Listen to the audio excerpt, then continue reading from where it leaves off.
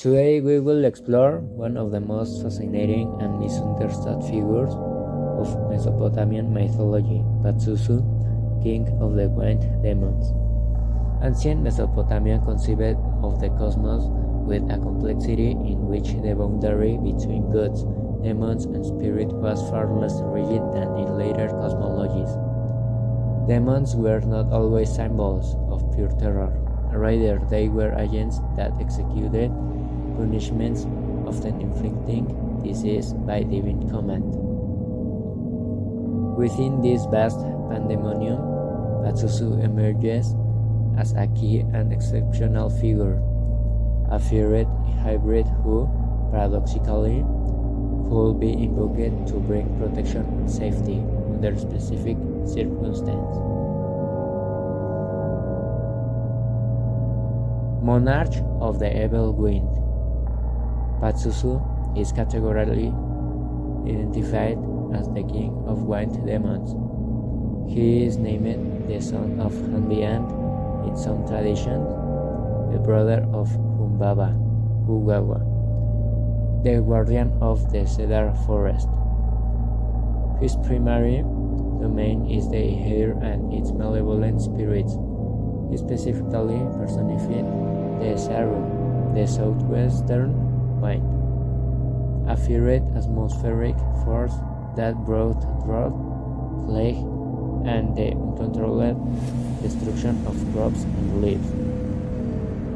It is crucial to note his chronology despite his fame.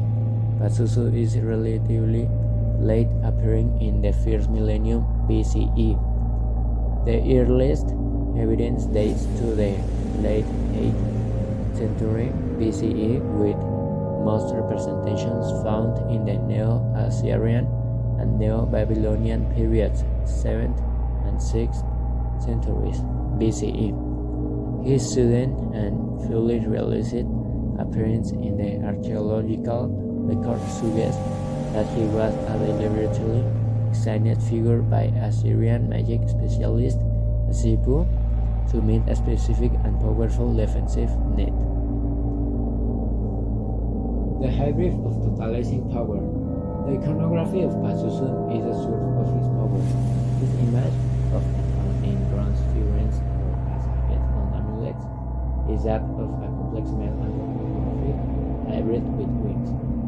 In full-body representations, Pazuzu possesses a muscular human body, eagle's wings, eagle or lion claws instead of hands and feet, a scorpion tail.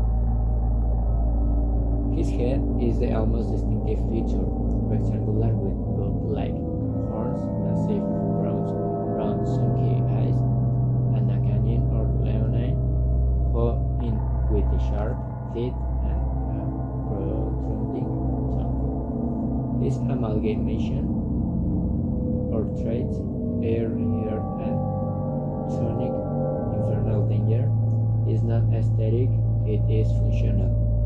It grants Pazuzu an omnidirectional power. Absolute dominion over multiple cosmic realms with totalizing power is vital, as he was meant to repel threats that prowled both the physical and spiritual planes.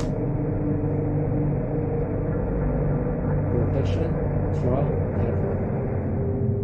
Here lies the core of Pazuzu's complexity. Is dual function, destructive role as an inherent force of destruction and bearer of the southwestern wind. He dispensed punishment and ruled over malevolent spirits. A bothropic role. The Mesopotamians employed a fire with fire strategy, harnessing his own destructive power to protect the home from even deadlier demoniac influence. His protection is named not from his bullets but from his supernatural power. His title as King of the Wind Demons established a clear hierarchy.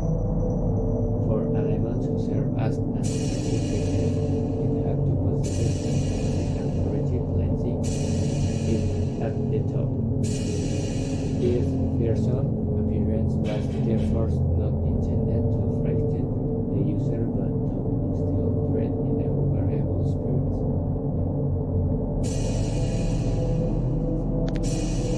Lamasto. The fundamental reason for Pazuzu's protective role in his primary adversary Lamasto. Lamasto embodied the terror of infant mortality and the vulnerability of childbirth. She was described as a goddess or demi-goddess, daughter of Ani, who acted on her own will without divine command. Her crimes centered on destroying the family unit. She kidnapped and killed nursing infants to drink their blood and eat their flesh, caused miscarriages, and provoked the death of children in their cribs. Pazuzu was popularly invoked to protect mothers in labor and newborns from Lamasto's malice. This was materialized in amulets and figurines. The Lamassu plaque, an essential apotropic relief, shows Pazuzu's image at the top, symbolizing his power to drive the demons away from the woman's bed. The ritual dynamic is ingenious. Pazuzu is described as both the consort and enemy of Lamasto. This duality allowed practitioners to manipulate demonic relationships magically, using the familiarity of the consort for access, and the superior strength of the enemy to ensure her retreat and human protection. Legacy and modern distortion. The visual power of Pazuzu transcended borders. His amulets spread rapidly through trade routes found as far as the Greek island of Samos. However, in modern culture, his meaning has been simplified and distorted. The modern adaptation stripped Pazuzu of his paratropic complexity, redefining him as an embodiment of power, evil, and demonic possession. This transformation was cemented by the film The Exorcist 1973, which catapulted him to a global fame. The film selected his most potent aspect, terror, while discarding the intricate protective context.